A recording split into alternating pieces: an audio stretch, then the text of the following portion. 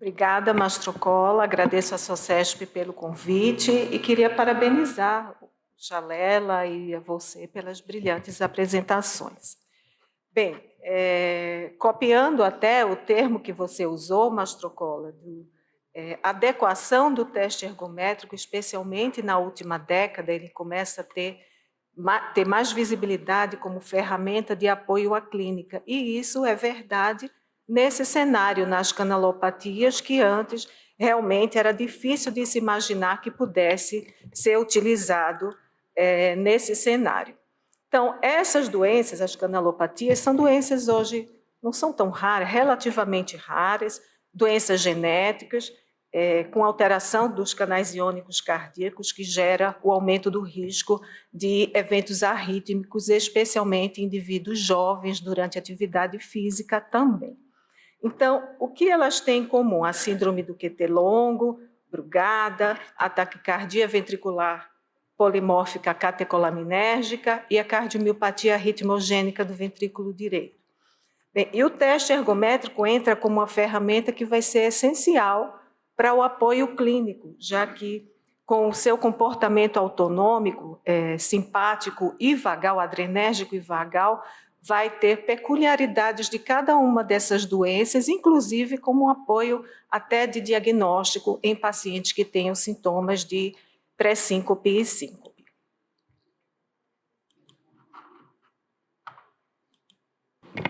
Desculpem, e tanto isso é verdade que a gente pode ver nas últimas diretrizes, seja nas diretrizes europeias de arritmia, o teste ergométrico já entra como método de primeira linha de avaliação nos pacientes com QT longo, com suspeita ou com diagnóstico, e em pacientes com TVPC. E nas nossas diretrizes, bastante atuais, nós vemos que tanto no QT longo como na TVPC, o teste ergométrico tem indicação classe 1 e na síndrome de Brugada, classe 2A, que é uma novidade, é uma atualização, já que esse cenário não era definido, bem definido, nas diretrizes mais antigas.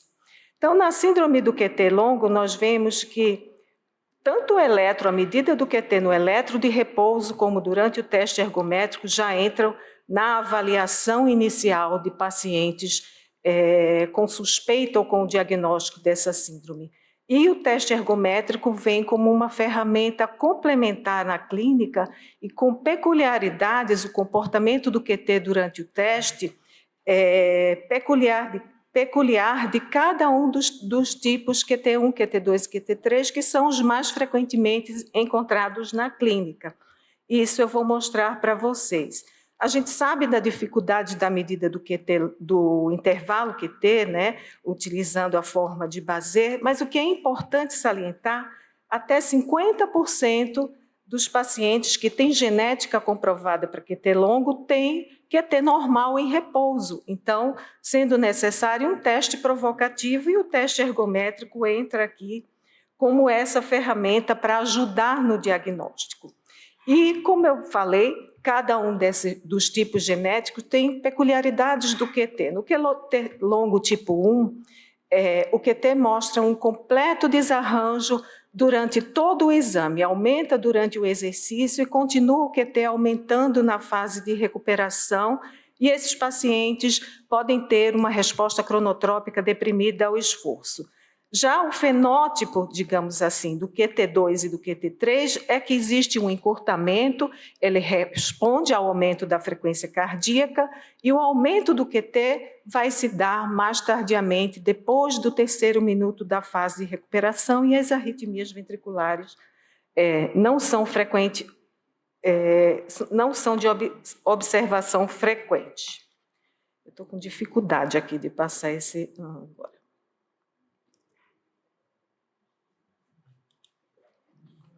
Então, aqui, eu acho que o slide não ficou muito bom, é o que a gente observa em resposta ao exercício. Um QT que pode ser normal em repouso, mas esse aumento acentuado do intervalo QT no quarto minuto da recuperação. Esse é um dos parâmetros para afirmar o diagnóstico clínico pelos critérios de Schwartz. Eu não estou conseguindo passar.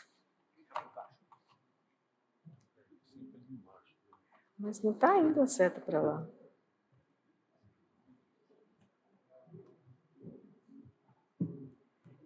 E entra como um dos parâmetros no diagnóstico clínico de Schwartz, de avaliação de probabilidade da síndrome do QT longo, quando o QT tem mais de 480 milissegundos no quarto minuto da fase de recuperação, obviamente que é um auxílio ao diagnóstico dessa doença, já que metade dos pacientes podem ter QT. Estou brigando aqui. Podem ter QT normal durante o exercício. E aqui é uma manobra simples, outros testes também podem ser associados para confirmar ou excluir essa hipótese.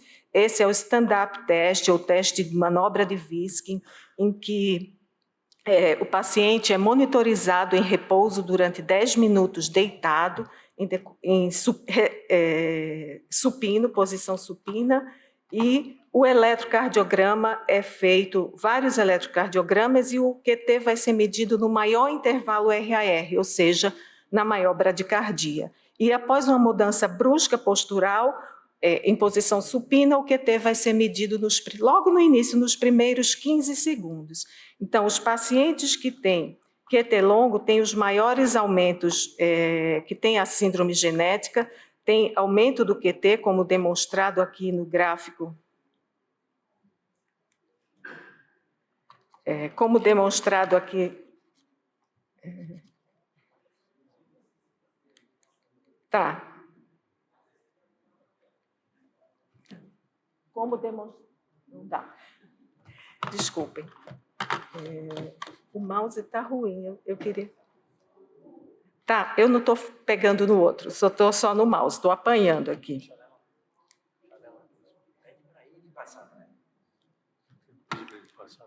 Eu queria mostrar a setinha aqui, sabe? Mas não tem problema, vamos lá, vamos continuar.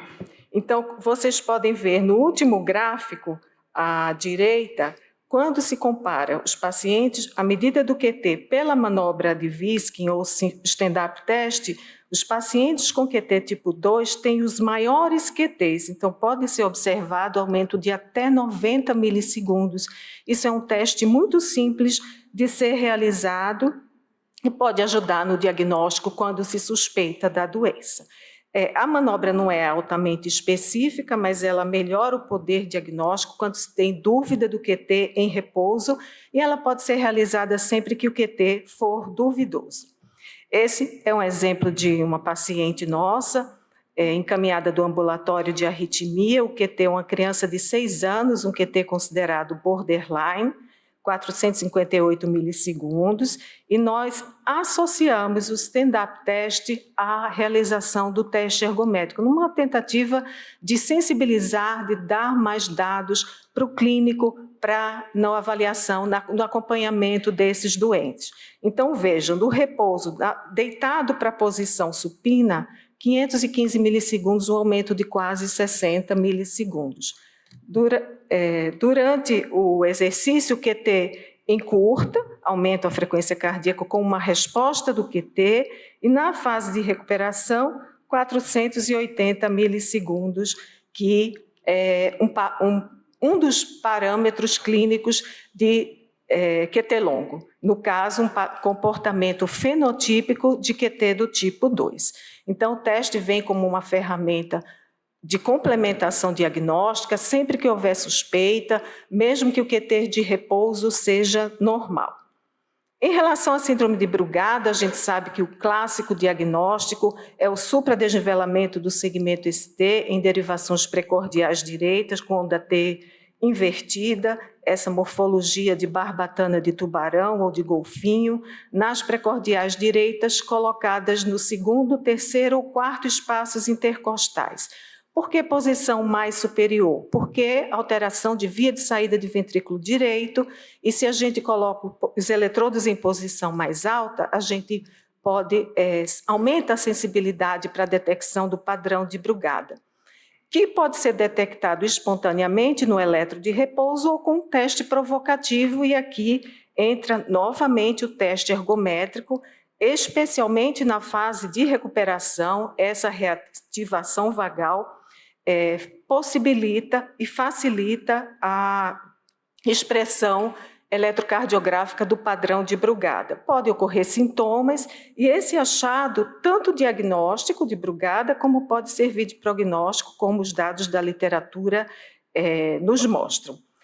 E o nosso protocolo não incorpora pacientes de Brugada. As derivações precordiais são colocadas no segundo, terceiro e quarto espaços intercostais e o paciente com suspeita ou com síndrome de Brugada para estratificação de risco de arritmia fazem o teste ergométrico com as derivações precordiais nessa posição.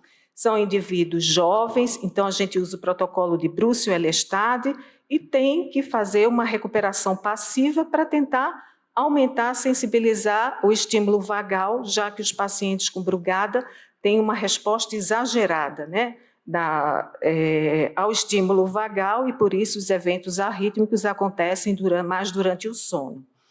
Então, esse foi o estudo desenhado pelo Dr. William Jallela, pelo grupo de arritmias do INCOR, a doutora Sassiloto e o Dr. Darrier, já publicado no ESC no ano passado, 2023, e a tese de doutorado do Dr. Nemer Pichara, que mais entende de teste ergométrico em síndrome de Brugada aqui na nossa plateia. Então, nesse estudo foram incluídos 74 pacientes com síndrome de Brugada. Vejo que é um grupo bastante heterogêneo, seja de pacientes de baixo risco como de alto risco, já com CDI, com síncope arrítmica, com FV induzido no estudo eletrofisiológico. E os pacientes foram controle dele mesmo, fizeram teste ergométrico com derivações de Mason e Likar e teste ergométrico com precordiais direitas colocadas, como eu já mostrei no diapositivo anterior. E vejam que em todas as situações, seja no repouso, no exercício máximo e especialmente aqui na fase de recuperação, houve uma maior expressão eletrocardiográfica do Brugada usando as precordiais direitas altas. Então, na fase de recuperação, demonstrando aí a reação anormal dos pacientes com Brugada a essa reativação vagal. Esse protocolo levou a um incremento de mais de 30% no diagnóstico, quando comparou as precordiais direitas altas em repouso e durante o exercício e recuperação. E, além disso, como vocês podem ver, a recuperação da frequência cardíaca foi muito maior, ou seja, a diminuição da frequência cardíaca no primeiro minuto da recuperação foi maior naqueles pacientes que tinham o padrão de Brugada evidenciado na fase de recuperação do teste ergométrico. É um estudo muito elegante, foi ganhador dos prêmios do trabalhos do DERC em 2021 e 2022, segundo e primeiro lugar, e já foi publicado no ESC. E esse achado, qual a importância desse achado? O apoio para a clínica, como eu já demonstrei, e o Makimoto, que mais estuda na literatura japonês, ele demonstra que nos pacientes que apresentam um supradesnivelamento do segmento ST na fase de recuperação de pelo menos 0,5 milímetro, já tem 3 vezes o maior risco de eventos arrítmicos. Isso é mais verdade para aqueles indivíduos com Brugada e que já tenham síncope, sejam sintomáticos. Então, essa filigrana, esse refinamento do teste ergométrico nesses pacientes tem um importante valor, importante informação para o clínico que trata o paciente no seu consultório. Exemplo de um paciente de 24 anos, com síncopes de repetição, vejam, 20 metros de capacidade física, teste com protocolo de Elestade, derivações de Mason e Likar superiores na posição em pé, sem alteração de Brugada, ou seja, um paciente com eletro de repouso normal. Pico do exercício, presença de taquicardia ventricular não sustentada, era um paciente que já tinha estudo eletrofisiológico negativo e num dos testes de acompanhamento ele apresentou TVNS. E o padrão clássico, o supradesnivelamento do segmento ST no pico do exercício E na fase de recuperação, que nessa casuística, na nossa casuística, o segundo minuto é que foi o ponto mais importante para o aparecimento do supradesnivelamento do segmento ST. E esse paciente foi para implante de CDI, que ele continuava assintomático com síncope arrítmica.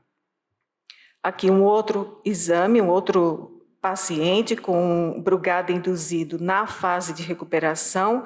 Vejam, no terceiro minuto, a presença desse triângulo que foi descrito pelo Dr. Brugada com uma base maior do que 4 milímetros, já com alto valor preditivo positivo para a síndrome de Brugada, o triângulo formado pela porção ascendente e descendente da onda R'. Um repouso que não chama atenção, mas na fase de recuperação a expressão do padrão típico de Brugada.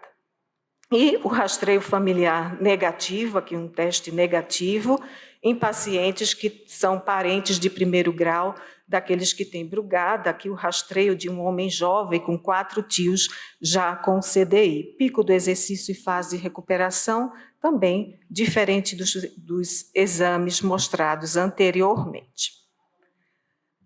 Quanto à cardiomiopatia ritmogênica do ventrículo direito, a gente sabe que é uma doença muito grave, que vai cursar com disfunção ventricular importante, que tem arritmia adrenérgica. O teste pode ser realizado numa fase inicial para avaliação de terapêutica clínica e avaliação de sintomas.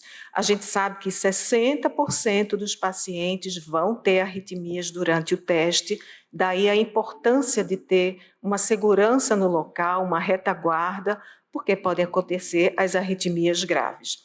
E também é uma ferramenta para aumentar a sensibilidade do aparecimento da onda epsilon, que tem uma sensibilidade muito baixa, em torno de 20%, e na fase de recuperação, especialmente nos indivíduos assintomáticos com genótipo positivo, propicia o aparecimento da onda epsilon, que é um critério maior para o diagnóstico de cardiomiopatia ritmogênica. Esse é o exemplo de um paciente com cardiomiopatia ritmogênica, essa clássica morfologia de extrasístole com morfologia de bloqueio de ramo esquerdo, de via de saída de ventrículo direito. E em reação ao estímulo adrenérgico, essas arritmias tendem a aumentar até aparecer TVNS, mesmo sob o uso de medicação, e elas desaparecem na fase de recuperação e podem expor, como vocês veem, esse entalhe no início do segmento ST, a onda epsilon, que é um critério maior para o seu diagnóstico.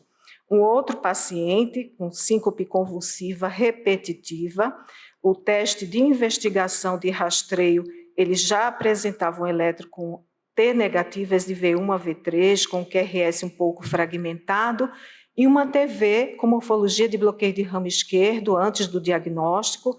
Esse paciente foi para CDI, hoje o teste dele medicado é um teste praticamente sem nenhuma arritmia, mas uma TV muito bonita, né, grave também, que caracteriza a doença, a cardiomiopatia ritmogênica.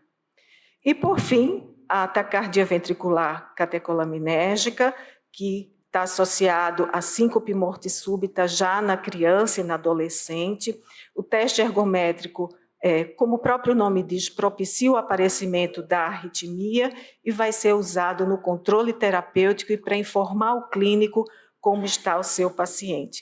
A sua característica é TV polimórfica, né, ora com morfologia de bloqueio de ramo direito, ora com morfologia de bloqueio de ramo esquerdo, chamada de bidirecional, e a característica do teste é que até a frequência cardíaca de 120 e 130, a gente tem uma taquicardia sinusal, e a partir dessa frequência começam a aparecer as arritmias, quadrigeminismo, trigeminismo, bigeminismo, até o aparecimento de pares e de TVNS. Esse diagrama descrito é muito rico para informar o médico que está fazendo o exame os critérios de gravidade até onde a gente pode ir quando faz o exame de um paciente como esse. Esse é um eletro de um paciente com uma síncope arrítmica, vejam vocês, durante a atividade física, um menino de 16 anos, e o eletro, imediatamente após o evento, ele é portador de taquicardia ventricular polimórfica catecolaminérgica, o eletro muito feio. Esse paciente foi tratado, hoje o teste ergométrico dele é muito tranquilo, mas graças a Deus ele está bem. Mas aqui documentada a síncope arrítmica dele. Aqui um outro caso, uma paciente com TVPC já diagnosticada, eletro de repouso, a gente vê que pode ser inocente. E essas frequências cardíacas vão ser, quando a gente informa, vai ser importante para o clínico orientar para a atividade física desse paciente, mesmo que seja uma atividade recreativa. 120 o aparecimento de bigeminismo e 155 a presença de TVNS e desaparecimento total na fase de recuperação. Assim, na TVPC, o teste vai ditar esses parâmetros, que vai ser muito importante para o clínico. As arritmias não vão desaparecer e o paciente vai precisar de teste ergométrico sequencial durante a evolução clínica. E o contexto de melhora é isso, a medicação, o paciente tem que ser informado e essas frequências cardíacas, como demonstrado aqui, tem que ser informado no exame para o clínico orientar o seu paciente. A frequência de extrasístoles ventriculares pareadas já deve ser evitada, é um consenso geral, já que aumenta o risco de evento arrítmico. O paciente tem que estar sempre monitorizado. Bem, era isso que eu queria falar para vocês. Espero ter conseguido passar o recado. Essas são doenças muito graves e que a gente tem estudado em conjunto com todo o grupo de arritmias do INCOR e tem aprendido um pouco essas peculiaridades do teste para ajudar no manejo clínico desses pacientes. Muito obrigada.